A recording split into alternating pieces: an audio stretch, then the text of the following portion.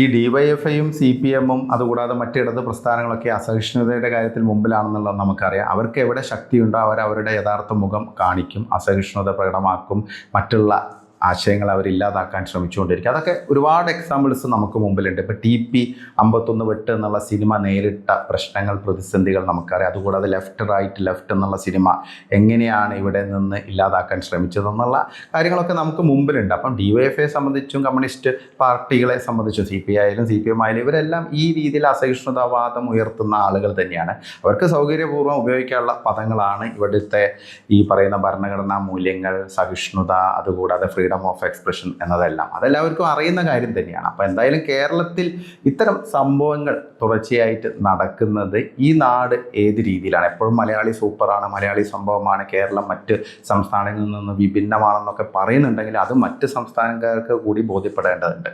കാരണം നമ്മൾ ഇവിടുന്ന് മാത്രം പറഞ്ഞുകൊണ്ട് കാര്യമില്ല. അപ്പോൾ എല്ലാ സംസ്ഥാനക്കാരെ സംബന്ധിച്ചും അവരുടെ നാട് വളരെ മഹത്തരമായിരിക്കും, അവർ മികച്ചതാണെന്ന് പറയും. അത് സ്വാഭാവികമായിട്ടും അത് നമുക്ക് അംഗീകരിക്കേണ്ട കാര്യം തന്നെ. നമ്മൾ മലയാളികൾ എന്നുള്ള രീതിയിൽ മലയാളികളുടെ നേട്ടങ്ങളിലും ഈ സംസ്ഥാനത്തിൻ്റെ ഒരു പുരോഗതിയിലൊക്കെ നമ്മൾ ഊറ്റം കൊള്ളുന്നവരാണ്. പക്ഷേ അതിനർത്ഥം നമ്മൾ ചെയ്യുന്ന എല്ലാ കാര്യങ്ങളും ശരിയാണെന്ന് നമുക്ക് വാശി പിടിക്കാൻ സാധിക്കില്ല.